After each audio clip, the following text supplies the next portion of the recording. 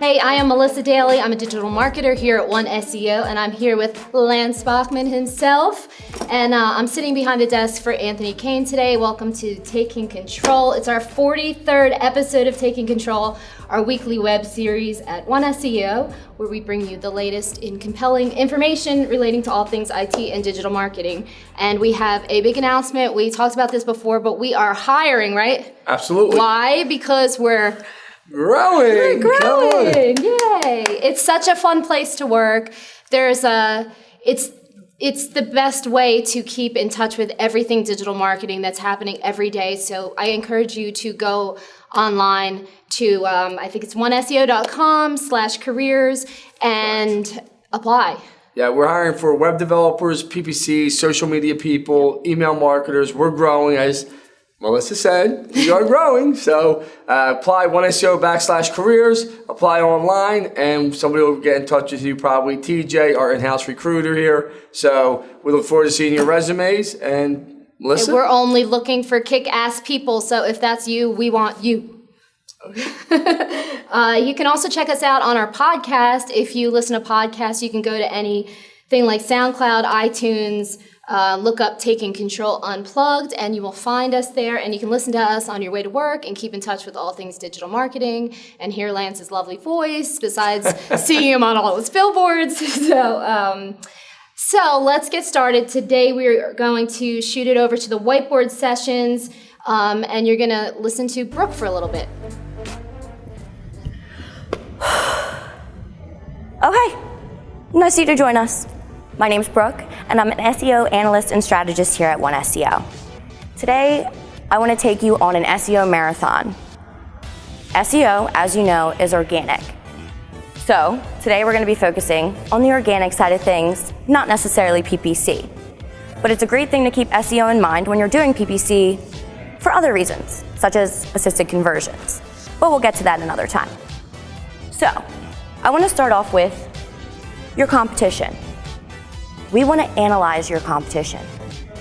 What are they wearing? What gear do they have on? What kind of stretches are they doing? Looking into this before we do our research can give us a heads up into what we can look at for our keyword research portion, which we'll get to later. But before we even get to that, you want to focus on yourself.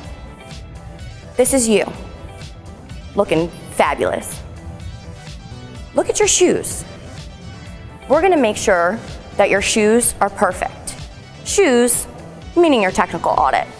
Make sure you don't have any broken laces, any worn out soles. You don't want your shoes to be too loose or too tight. You want them to be perfect. And here, SEO, we want to do the technical audit beforehand to make sure that we have a great foundation to lay down all of your optimization. So now that we got that taken care of, we head to the start line. The start line is going to be your keyword research. So we're going to take everything we did prior into consideration, especially your competitor analysis. But we also want to talk with you, the client. What kind of services do you want to offer? Is there a specific location you want to push on? Or do you want to go nationally? Then we do our own research. We're going to look into average search volume. We're going to look into trends. What's going on right now? Things that we know will benefit you in the long run. Pun intended. So, once we get to the start and the whistle blows, we're going to go to our on-page recommendations.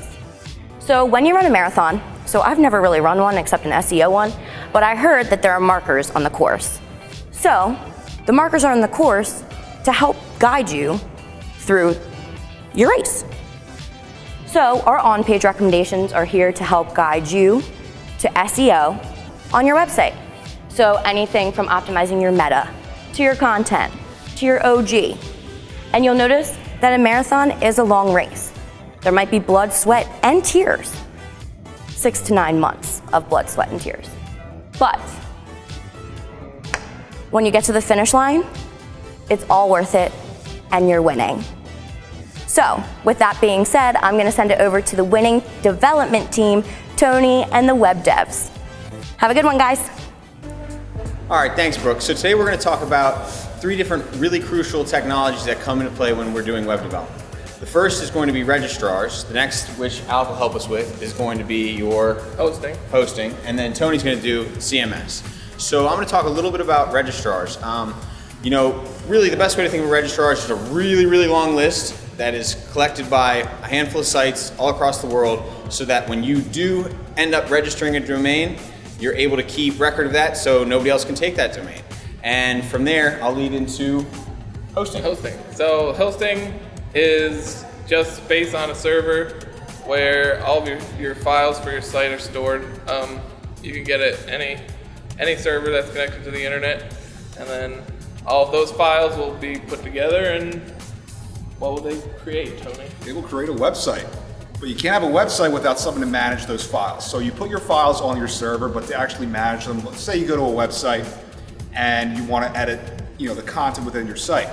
You need something to manage that content, which is where your CMS, which stands for Content Management System, comes from. Now your content management system, if you've never heard of that term, you've probably heard of these terms: WordPress, Shopify, Squarespace, Wix. These are all content management systems. These are where the user actually logs in, or the customer logs in, and they edit the content within their site. This is the place where you can edit your footer, your header, if you want to add a new page, if you want to add pictures, if you want to add video.